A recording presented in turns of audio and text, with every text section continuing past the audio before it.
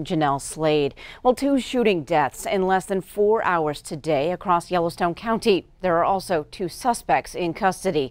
Now, the latest shooting has the Yellowstone County Sheriff's Office investigating the death of a woman in Ballantyne.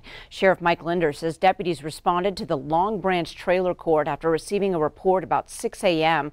An adult male has been arrested. He was located on East I Road about 2.5 hours later. The names of the suspect and victim have not yet been released.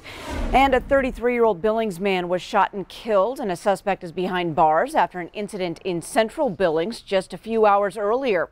It happened around 3 a.m. at a home at 429 19th Street West. Now, police say the victim was taken to the hospital where he later died. 62-year-old Robert Knight is booked into the Yellowstone County Jail and faces a charge of deliberate homicide. We'll, of course, bring you more information as it becomes available. And 2 people are in the hospital and another's in jail after leading police on a chase through downtown Billings last night. Officers began to pursue a Honda Civic outside of Billings Clinic just before 10 p.m. A police car was rammed repeatedly during the chase, which finally ended at the corner of North 27th and 6th Avenue North. The driver of the Civic was arrested and 2 passengers were taken to the hospital with injuries. No officers were hurt in the chase. Police believe the driver was intoxicated. And an update on the Monday night shooting that left a Missoula man in critical condition. 20-year-old Zakai Hauk is now charged with attempted deliberate homicide for allegedly shooting someone in Missoula's Miller Creek area. The 20-year-old Hauk is held in the Missoula County Jail on a $2 million bond. He was arrested earlier this week in Lake County. The victim was shot multiple times and remains in serious condition. Well, Butte's Council of Commissioners will soon make a big decision. Commissioners are expected to decide at their meeting next week if they will approve the signing of the consent decree, which outlines the 5-year cleanup plan of mine waste across Butte. Now, this step must be completed before the plan can move to the state court for final approval. If all is approved, then cleanup work can begin to eventually remove Butte's status as a Superfund site. So we got a lot of work ahead of us, but we got to get this consent decree done and stop talking about making Butte better and start doing the job and getting work done to make Butte better. The Butte Council of Commissioners meeting is this Wednesday night, May 20th at 7:30. And it's now time to check in on the weather scene. It sounds like it's going to be a beautiful weekend. Let's hear about it, Ed. We got a rough transition to get there, Okay. but we will see some very warm temperatures over the weekend. Let's start off by showing you where we have rain and snow showers here as we get into midday. Western Montana, more active for the higher elevations, but check out all the sparkles across southern Montana, northern Wyoming. Those are all lightning strikes. We're getting an early start on it. I took everything out except the lightning, and you can see where it's starting to flash anywhere from around Lewistown, just south of Glasgow, especially over into the eastern plains and portions of southern Montana and northern Wyoming. Well, these thunderstorms bring severe weather. We'll talk about that and take a look at those warm temperatures Janelle mentioned in just a few minutes. All right, thanks so much, Ed. Well, today we're learning more about 4 new positive COVID-19 tests out of Bighorn County yesterday. State officials say 2 of the cases involve girls between the ages of 10 and 19. A boy in the same age range is also included. The 4th case involves a man in his 30s. Now, these confirmed cases bring Bighorn County to 6 active cases. That's the most in Montana right now. County officials say 7 more tests are now pending. Well, the new cases jumped the state total from 462 to 466 and also increased the number of active cases from 15 reported on Thursday to 19. Custer County reports 2 more positive cases, but they are out-of-state workers. The individuals were asymptomatic and were tested through contract tracing. They worked with a person who tested positive on Tuesday. That individual likely brought in the virus with them, that's what county officials say, and did not contract it in Montana. Custer County health officials say all 3 of these people had very little contact with local residents. Because of state law, the work these individuals were doing was not made public. Nursing homes are working to figure out how they'll get all of their residents and staff tested. The vice president made the recommendation this week that all that testing needs to happen in the next 2 weeks. He's calling on the governors to make it happen. Now, this comes more than 2 months after the first major outbreak at a nursing home in Washington state. The American Healthcare Association will be requiring coordination within states, testing laboratories, and getting results quickly. Well, even with the good news of more businesses reopening, Montana experts say it could take up to 2 years for the state's economy to fully recover. Patrick Barkey of the University of Montana predicts the state will see 75,000 lost jobs in 2020. That's 25,000 more than he predicted just 1 month ago. Well, the numbers equal about 10% of all jobs in Montana, which Barkey says is quite severe. He does note, however, these are just projections and it might not play out this way, but he wants Montanans to be prepared just in case. Do I think things will be worse than what we said? They could be, but 10% employment decline, 11% personal income decline, those are pretty nasty projections. It's a realistic assessment of where we are now. Am I optimistic about the future? Well, certainly I am. I think we're going to grow again, and when we grow again, we're going to grow rapidly, but we're digging out of a very deep hole. Well, if you are a veteran, a military member, and happen to be in downtown Great Falls this weekend, listen up. You could save some money. It's part of Military Appreciation Days that kicked off yesterday. Now, the event recognizes active duty, retired military, veterans, National Guard members, and their families. Now, the event lasts through Saturday. For participating businesses, look for signs in downtown business windows. Today is also National Police Officers Memorial Day. Well, the Lewis and Clark County Fairgrounds will host a drive-in movie theater this Wednesday, and it's getting a pretty great response. Precautions will be taken. With the guidelines in place, they estimate they can have about 200 vehicles per venue, and concession stands will be available. Tickets start out at $7 per person or 1 carload for $25. Now, tickets will be sold online only, and the movies that will be playing will be announced very soon. Now, summer events around Montana continue to be just wiped out. The Tippett Rise Arts Center near Fishtail canceled its upcoming summer concerts and sculpture tours. They are providing some digital alternatives. Also announced, country music star Kenny Chesney has postponed his summer tour, including the July 5th show at Bobcat Stadium in Bozeman. Now, new tour dates move to 2021 and have not yet been announced. Well, if you plan on using Uber to get around, drivers now have some new directions to follow. Drivers must take pictures of themselves to prove they are wearing masks. Passengers are required to wear masks also, but they don't need to submit a photo. Passengers cancel a trip for no charge if they see that a driver isn't wearing a mask. Uber says it's part of its precautions to keep drivers and riders healthy. We have more ahead on today's noon news, including a look at changes for the state AA softball tournament. The time now is 12:08, but Ed's in next with your statewide weather forecast.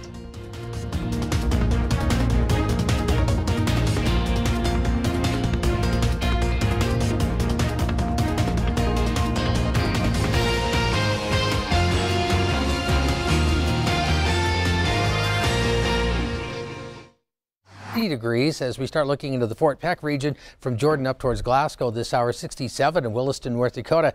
Showers, thunderstorms, and some higher elevation snow to go along with it too. Although with those warmer temperatures, that snow is pretty high here in western Montana and a few locations here through the mountains of south central Montana. But we're also lighting things up. Quite a few lightning strikes in these blue and silver flickers across southern Montana, especially once we get into the eastern plains from Miles City over towards Baker this hour.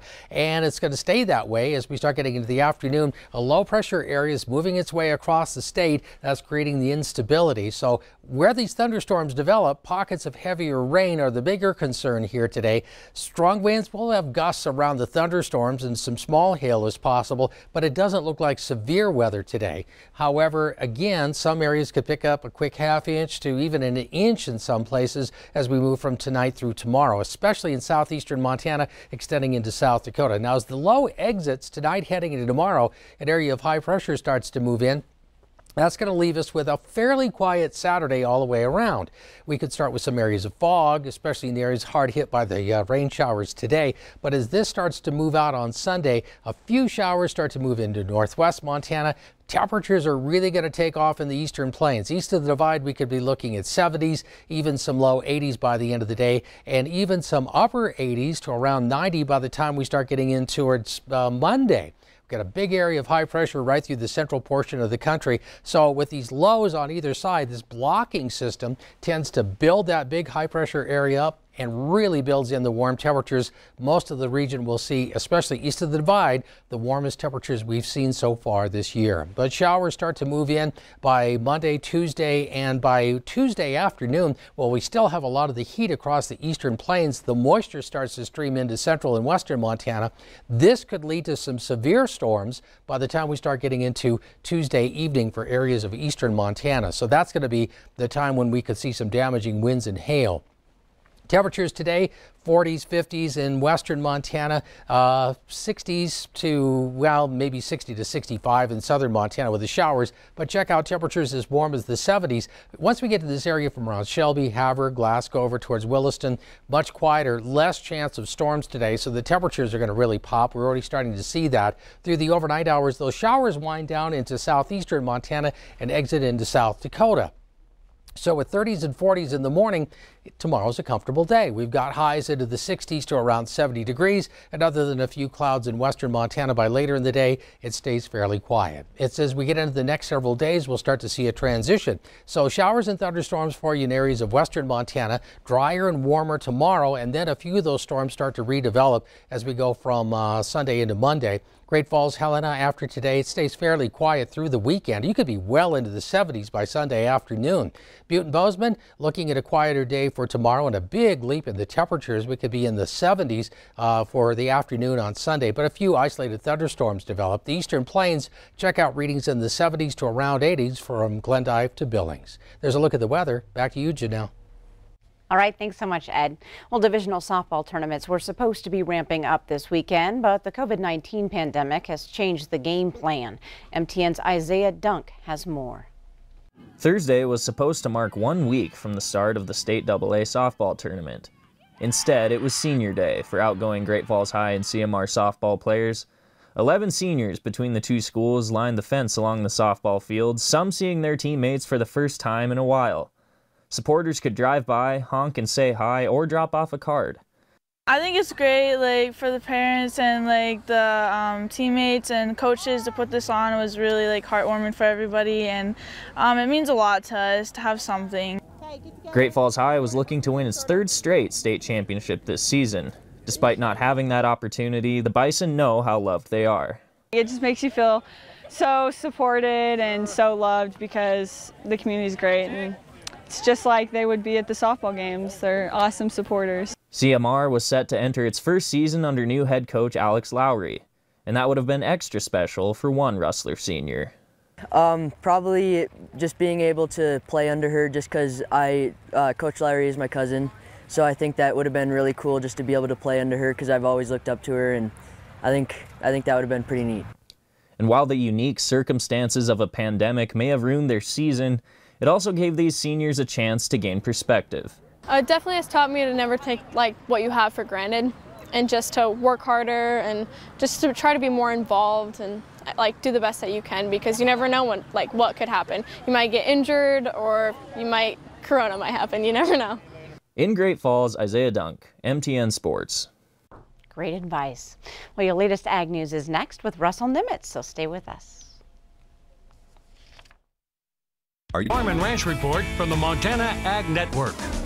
Hi everybody, it's time for your Farm and Ranch News. Well, the USDA still doesn't have a sign-up date for us in regards to the Coronavirus Food Assistance Program for farmers and ranchers, but FSA offices, they say, will start training for enrollment very soon. Now, the USDA can't provide full details on the $16 billion aid package until the final rule is approved by the White House Office of Management and Budget. During a webinar on Thursday, Bill Beam, FSA's Deputy Administrator for Farm Programs, highlighted several forms that producers will have to complete, though, to receive payments. As part of determining eligibility and calculating and processing payments, our form will ask you for contact information, personal information, including your tax ID number, farming operation structure, adjusted gross income to ensure eligibility, and direct deposit information. Now, the USDA first announced back on April 17th that it was releasing a $16 billion direct aid package to producers from funds provided in the CARES Act. The aid package is expected to provide $9.6 billion to livestock producers, $3.9 billion to commodity crop growers, $2.1 billion for fruit and vegetable growers, and another $500 million to farmers who grow other various niche products. In the meantime, producers can see the very latest details at farmers.gov/CFAP. Well, stay with us. We'll have some more ag news right after this. COVID-19 pandemic. The Montana Farmers Union is pleased to partner with Farmers Union Enterprise to donate 30,000 pounds of pork ribs to the Montana Food Bank Network in Missoula. I talked with MFU President Walter Schweitzer from his ranch near Geyser about how this donation idea came to be. Well, you know what happened, Russell, is that I had a bunch of members. We were getting together and we were going to donate pigs and cows to our food bank. But we couldn't find any place to process them. You know, the custom processors that butcher my own cattle for me to eat, they can't butcher for the food bank. And I couldn't get scheduled to process it. And I'm worried because our food banks are running out of protein. And so I reached out to our partners, Farmers Union Enterprise, and talked to them about it. You know, we own a large slaughter facility in Esterville, Iowa, that slaughters about 1,500 hogs a day. And I suggested, you know, we should donate some of that pork to our food banks. And after a lot of discussion, they agreed. And so we're donating a semi-load of pork to the food banks of Montana, North Dakota, South Dakota, Minnesota, and Wisconsin. And it's going to show up here in Montana on Monday. And Walter says, all told, Farmers Union Enterprises has donated 150,000 pounds of pork ribs to various food banks in 5 states that it supports. And again, they'll be donating that 30,000 pounds of pork ribs to the Montana Food Bank Network in Missoula Monday morning around 10 a.m. Well, that's a look at your farm and ranch news. Have a great day. All right, thanks so much, Russell. Well, today, Girl Scout cookies return. COVID-19 knocked them out on March 20th. Pre-orders, more sales, and booth sales with social distancing will start back up. The Scouts are usually selling through April, but will now extend through June 30th. And I'm sure there are a lot of people out there that are very happy, including me. And Ed. I'm ready. Okay. We could use a little treat right now. Yes, we could. Yeah. We have a nice weekend. We do. Showers and thunderstorms around today, but as we always say, we could use the moisture. You see a lot of lightning though, and it's really a lot more than we've seen, especially early in the day. So if there are storms in your area, make sure that you take safe cover and stay indoors for 30 minutes after that last little bump of lightning and thunder moves through. Temperatures will warm up. Tomorrow's an overall fairly quiet day, and by Sunday we'll start to watch showers and thunderstorms return to western Montana, but still with some pretty mild temperatures. The eastern plains of Montana could soar all the way to the upper 70s to low 80s. We'll see upper 80s in many locations by Monday afternoon. Thanks, Ed. Thanks for joining us. We will see you next week.